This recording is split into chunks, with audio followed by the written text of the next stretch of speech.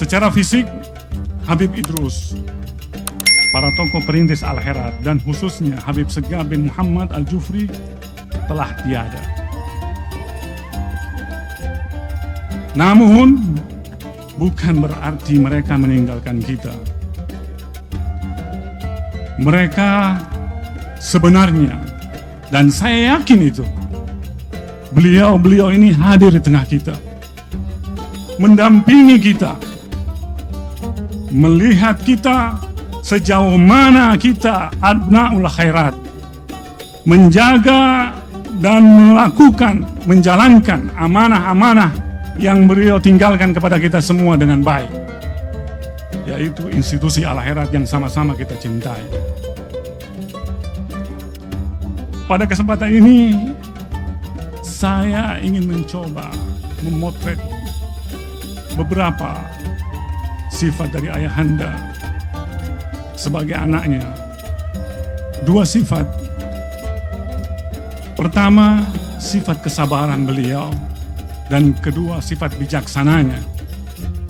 Serta apa angan-angan beliau terhadap UNISA secara spesifik yang beliau sampaikan kepada saya, dan Al-Herat secara garis besar. Sifat sabar ini harus kita miliki. Karena Allah Subhanahu wa taala dalam surat Al-Ankabut ayat 2 menyampaikan, ahasiban nasu ayyutraku ayyaqulu amanna wa hum la yuftanun. Apakah cukup bagi manusia mereka mengatakan beriman kemudian mereka tidak diuji? Artinya kehidupan itu akan dilalui oleh seorang dengan ujian. Ujian itu akan datang baik dari dalam ataupun dari luar. Diminta seseorang Muslim untuk bersikap bijak dalam menghadapi sebuah ujian, baik secara ucapan, hati, dan sikap terjangnya. Sifat ini saya dapatkan dan saya pelajari dari Ayahanda. Saya anak tertua beliau, banyak mendengar tanpa dari lisan beliau, ya, ujian, fitnahan yang beliau terima. Dan ini tidak heran, Rasulullah pun menghadapi hal seperti itu. Dan saya tidak pernah mendengar dari beliau siapa-siapa orang yang membenci beliau, orang yang memusuhi. Tidak pernah saya dengar dari beliau. Lisan beliau tidak pernah terucap kata-kata yang sesuatu yang menyebutkan orang-orang yang memusuhi beliau. Yang saya dapatkan dari luar.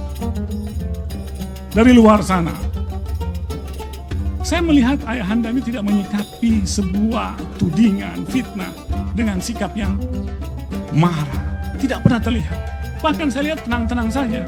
Sehingga satu kesempatan, saya mendampingi beliau, menghadiri, mendekati beliau.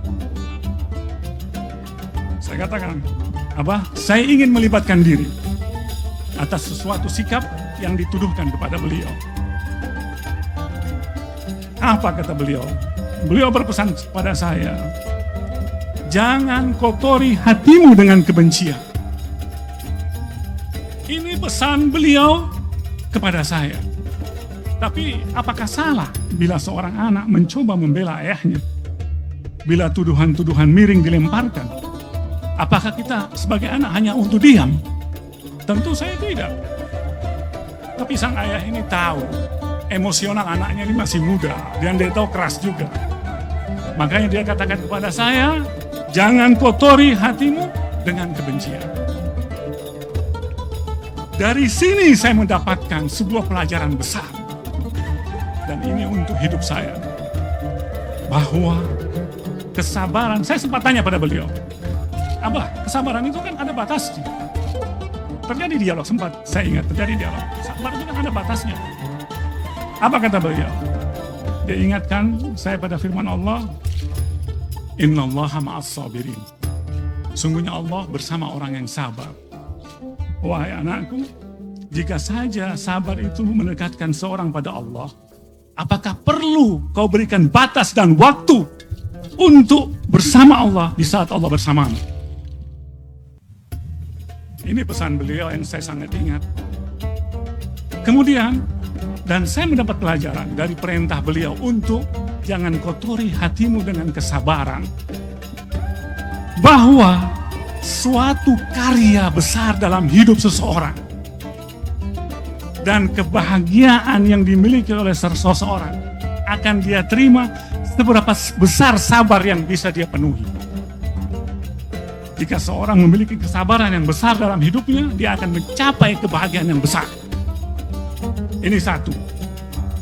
Yang kedua, seseorang yang memiliki kesabaran dan tidak melumuri hatinya dengan kebencian, dia akan bisa melahirkan sebuah karya yang fenomenal.